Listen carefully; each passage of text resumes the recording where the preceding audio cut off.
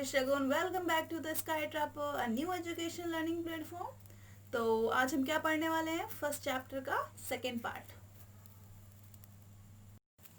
Last class में हमने क्या कवर किया था? 1774 जब लुइस 16 किंग बना था. 1889 तक क्या क्या चीज़ें हुई जिसकी वजह से लोगों ने बेस्टिल पे अटैक किया था. दो philosophers John Locke and Jean Jacques की एंट्री हुई थी. मॉन्टेस्क्यू की थ्योरी क्या थी ये जाना. तीनों स्टेट्स के बारे में भी जाना. आज हम देखेंगे कि बेस्टिल पे अटैक होने से कुछ दिन पहले जो लास्ट मीटिंग हुई थी उसमें क्या हुआ था.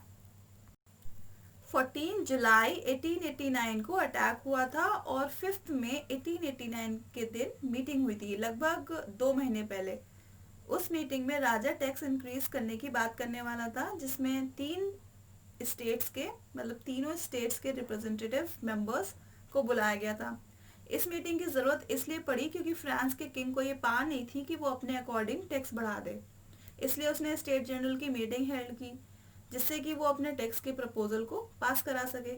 स्टेट जनरल क्या होता है? स्टेट जनरल एक पॉलिटिकल बॉडी थी जिसमें तीनों स्टेट्स के कुछ रिप्रेजेंटेटिव थे. थर्ड स्टेट के रिप्रेजेंटेटिव तो बस नाम के थे, उनकी बात वहाँ मानी नहीं जाती थी. तो क्योंकि उनकी डिमांड्स ही इतनी ज़्यादा होती थी, बेचारे आते थे, पीछे खड़े हो जाते थे, बैठने को भी नहीं मिलता था और फिर जब उनकी कोई बात नहीं सुनता था तो चले जाते थे. 5 मई 1889 को जब सब लोग असेंबली में एक साथ इकट्ठे हुए वहीं जहाँ वर्सलीस में, तो फर्स्ट स्टेट से 300 रिप्रेजेंटेटिव थे, सेकेंड स्टेट से भी 300 थे और वो आए एक दूसरे के सामने आके बैठ गए चेयर में आराम से. और थर्ड स्टेट के 600 जो मेंबर्स थे वो बेचारे पीछे खड़े हो गए जाके, जैसे उनकी कोई वैल्यू नहीं है, कोई इज्जत ही नहीं है ना.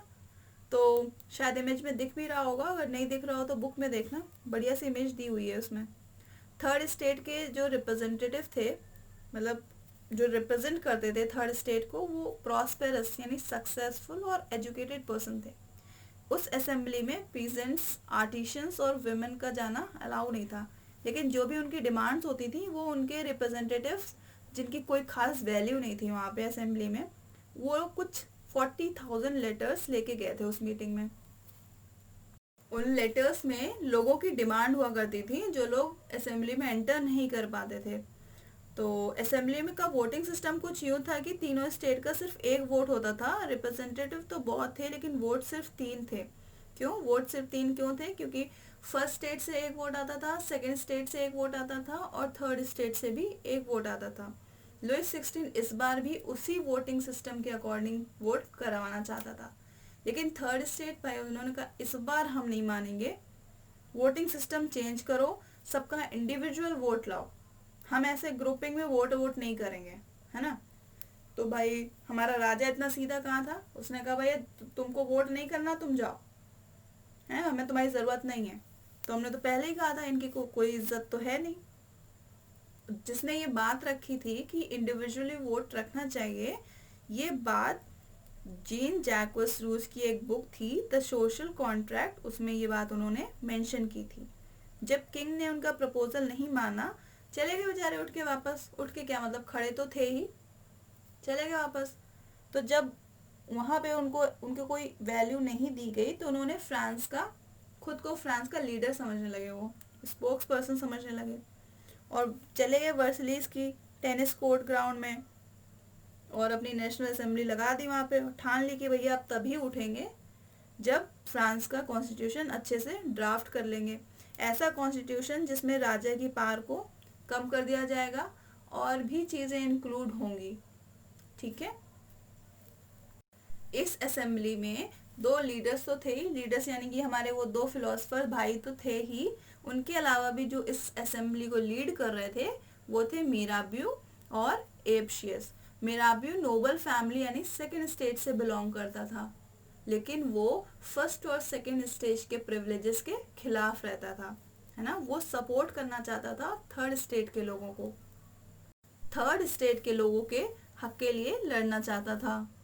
मिराबियो अक्सर वर्सलीज में पावरफुल स्पीचेस दिया करता था और दूसरा जो था एब्शियस, वो एक प्रीस्ट यानी कि पुजारी था. इनका काम था ये इन्फ्लुएंशियल पैम्पलेट्स लिखा करते थे। इन्फ्लुएंशियल पैम्पलेट्स क्या होती है, मतलब ऐसी बातें लिखना जो जो पढ़ के लोग बहुत ही ज़्यादा उसको स्ट्रांगली एक्वायर कर ले, मतलब ऐसी चीज़ें पढ़ना जिस पे लोगों को बहुत असर पड़े, है ना, एकदम फील के साथ लोग पढ़ने लगे। तो ये काम था उनका, एब शीयस का। और उसमें से एक पैम्पलेट थी जो उन्होंने लिखी थी जिसका नाम था व्हाट इज थर्ड स्टेट, है ना। जिस वक्त ये लोग कॉन्स्टिट्यूशन ड्राफ्ट करने में बिजी थे, कौन लोग, वही थर्ड स्टेट के मेंबर और लीडर लोग, उस वक्त पूरा फ्रांस गुस्से में भड़क रहा था। क्यों? क्योंकि उधर किंग अपनी मनमानी चला रहा था, टैक्सेस तो उसने बढ़ा ही दिए थे, प्राइसेस भी बढ़ गए थे, बैड हार्वेस्ट की कंडीशन थी, जैसा कि हमने लास्ट क्लास में पढ़ाई था। ये सारी बातें हम मई जून की कर रहे हैं। अब इतना सब होने के बाद आया था वो दिन 14 जुलाई 1889 when people destroyed the Bastille. जुलाई की ही बात थी जब लोगों को पता चला कि ट्रूप्स को भेज के उनकी फसल बर्बाद करवाना चाहता है वो राजा, है ना। तो उन लोगों ने भाई क्या किया, कासल पे अटैक करना शुरू कर दिया। कासल क्या होते हैं, जहाँ पे नोबल मैन रहा करते थे। जो भी उन्हें डॉक्यूमेंट मिले वो सब उन्होंने जला दिए, जो अनाज मिला था वो सब लूट लिया, ले लिया। और इनसे आम लोगों से डर के मारे जो नोबल मैन थे वो सारे भाग गए, माइग्रेट कर लिए आसपास की नेबरिंग कंट्रीज में, डरपोक निकले वो तो। अब क्या हुआ, होना क्या था, लुई 16 ने हार मान ली और जुलाई में हुआ था ये सब। 4 अगस्त 1789 को कॉन्स्टिट्यूशन उसने एक्सेप्ट कर लिया। उसने कहा भैया अब हमने हार मान लिए, लाओ क्या करवाना चाहते हो तुम हमसे, हम एक्सेप्ट करने को तैयार हैं, बस ये लड़ाई दंगे मत करो, है ना। तो थर्ड स्टेट में लगने वाले जितने भी टैक्स थे वो सब हटा दिए गए, फ्यूडल लॉर्ड्स को भी हटा दिया गया, चर्च वाले जो टैक्स लेते थे ना मजे से, इनको टिथ बोलते हैं, वो भी सब एबॉलिश कर दिए गए। फाइनली ये रिजल्ट निकला, मतलब जो टैक्स वैक्स सब जो हटा दिए गए, तो ये पता चला कि 2 बिलियन लिवरेज का फायदा हो रहा है। मतलब जो थर्ड स्टेट के मेंबर जो टैक्स दे रहे थे और फ्यूडल लॉर्ड्स जो हमसे ले रहे थे, उन सब की जो पूरी वैल्यू थी वो 2 बिलियन लिवरेज थी। Now France become a constitution monarchy. National assembly ने 1791 में कंप्लीट कर दिया था ड्राफ्ट ऑफ कॉन्स्टिट्यूशन, जिसका मेन ऑब्जेक्टिव था मोनार्की पावर को कम करना। अब ये पावर 3 पार्ट्स में डिवाइड थी, कौन कौन सी, जुडिशरी, एग्जीक्यूटिव और लेजिस्लेटिव। ये किसकी पॉलिटिकल थ्योरी थी, ये मॉन्टेस्क्यू की पॉलिटिकल थ्योरी थी, जिसको यूएस ऑलरेडी फॉलो कर रहा था और अब फ्रांस भी फॉलो करने वाला था। तो इन तीनों पार्ट्स के बारे में हम बता चुके थे, बस एक चीज और ऐड कर लो कि जो भी मेंबर्स यहाँ तक पहुँचते थे ये वोटिंग के थ्रू पहुँचते थे। वोट कौन करता था, फ्रांस के सिटीजन्स यानी वहाँ की आम जनता। तो जुडिशरी यानी कि कोर्ट, तो कोर्ट के लिए एक जज चाहिए, तो जो जज था वो भी सिटीजन वोट करते थे, है ना। और जो लेजिस्लेटिव बॉडी थी उसके लिए भी मेंबर्स चाहिए। तो कुल 50,000 इलेक्टर्स को सेलेक्ट किया जाता था और फिर वो 50,000 इलेक्टर्स 745 मेंबर्स को सेलेक्ट करके वोट करके नेशनल असेंबली तक पहुंचाते थे, जिनका काम था मिनिस्टर्स को कंट्रोल करना और किंग को कंट्रोल करना, यानी किंग की पावर को कंट्रोल करना। किंग के पास सिर्फ एक पावर होती थी, वो थी वीटो पावर, जिसका मतलब होता था कि उसकी किंग की मर्जी के बिना कुछ नहीं होना, ठीक। अब पॉइंट ये है कि कौन है वो सिटीजन्स जो वोट कर सकते थे। तो इस डायग्राम में तुम्हें दिख रहा है ये 2 तरह के सिटीजन्स थे, active citizens and passive citizens. Active citizens के लिए 2 कंडीशन थी जो वोट कर सकती थी। पहली कंडीशन थी citizens above 25 years of as.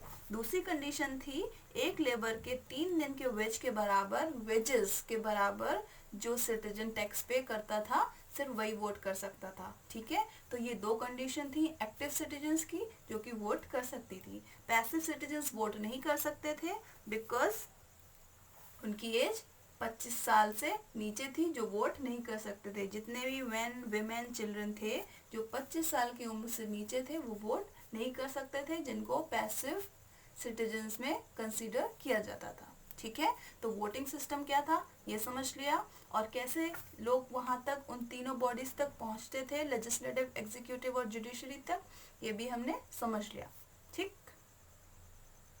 Constitution में सिटीजन्स के राइट्स को भी मेंशन किया गया था। टोटल 17 राइट्स थे। ये जो फिगर यहाँ पे शो हो रहा है ये शो कर रहा है declaration of rights of main and citizens. Girl on the right side represent France and girl on the left side represent law. Law यानी कि कानून। टोटल 17 राइट्स में से कुछ राइट्स हम देख लेते हैं कौन कौन से हैं। जैसे कि पहला है फ्री टू लिव यानी freedom of life. Second one is citizens की सिक्योरिटी, लिबर्टी, प्रॉपर्टी का पूरी तरह से ध्यान रखा जाए। प्रॉपर्टी से मतलब है जबरदस्ती किसी की ज़मीन पे कब्जा ना करें। थर्ड वन इज सिर्फ लॉ यानी कि कानून ही सिटीजन को पनिश कर सकता है, वो भी प्रॉपर प्रूफ होने पर। Fourth one is equality before law, means all citizen और we can say human are equal in front of court. Court के सामने हर एक इंसान बराबर है, ठीक है। और फिफ्थ वन इज पुलिस बिना किसी प्रूफ के साथ किसी को अरेस्ट नहीं कर सकती, या फिर उसके पास कोर्ट का एक ऑर्डर होना चाहिए। Next one is all person are held innocent until they shall have been declared guilty। हर वो इंसान इनोसेंट है जब तक वो गिल्टी प्रूफ नहीं हो सकता, ठीक। फिर नेक्स्ट वन है किसी के ओपिनियन, रिलीजियस व्यूज को इंटरफेयर भी नहीं कर सकते। तो ये कुछ राइट्स हैं जिनको फ्रांस के कॉन्स्टिट्यूशन में डिक्लेयर किया गया है। Now these are some political symbol of France. First one is the broken chain. ये जो क्रिमिनल के लिए होती थी वो स्लेव्स को बंद करने के लिए भी यूज की जाती थी, but now this broken chain symbolizes the freedom from slavery, यानी कि गुलामी से आज़ादी मिल गई थी लोगों को। Second one is the bundle of rod और फेसेस। एक रॉड को इजिली तोड़ सकते हैं लेकिन एंटायर बंडल को never, that's why it symbolizes strength lies in unity. फिर ये जो आँख दिख रही है, this I shows the knowledge remove ignorance because this I symbolizes knowledge. फिर सेप्टर, ये रॉयल पावर का सिंबल है। देन फिर ये जो लाल टोपी दिख रही है जो स्लेव्स पहना करते थे, ये उनकी स्लेवरी से फ्री होने का सिंबल है। फिर ये दोनों तो हम जानते ही हैं, ये दोनों जो विमेन बनी हुई हैं, एक लॉ को रिप्रेजेंट करती है, दूसरी फ्रांस को। और एक रह गया snake biting its tail to form a ring. ऐसी रिंग जिसका स्टार्टिंग पॉइंट और एंड पॉइंट ना हो, मतलब सिंबल ऑफ इटर्निटी। इटर्निटी का मतलब होता है जिस वक्त का कोई अंत ना हो, मतलब लोगों को ये राइट्स जो भी हैं ये हमेशा के लिए उनके हैं और उन्हें हमेशा के लिए फ्रीडम मिल चुकी थी। The last is the law tablet where laws are equal for all. कई बार बता चुके हैं, और it symbolises equality and justice. तो ये था तुम्हारा पार्ट 2 जिसमें फ्रांस का कॉन्स्टिट्यूशन ड्राफ्ट हो चुका था, किंग ने भी एक्सेप्ट कर लिया था, ठीक है। और कुछ इम्पॉर्टेंट डेट्स थी जो याद रखना, जैसे कि 5 मई 1789 जब स्टेट जनरल की असेंबली हुई थी। फिर 4 अगस्त 1789 जब टैक्सेस रिमूव हुए थे, फ्यूडल सिस्टम ख़त्म हुआ था। उसके बाद 1791 जब कॉन्स्टिट्यूशन फाइनली ड्राफ्ट हो चुका था, ठीक है। अब देखेंगे नेक्स्ट पार्ट में क्या चीज़ें हुई, सुधरी कि नहीं सुधरी, कि वही हाल हो रहा है, ठीक। तो इतना रिवाइज करना, फिर मिलते हैं नेक्स्ट क्लास में नेक्स्ट पार्ट के साथ।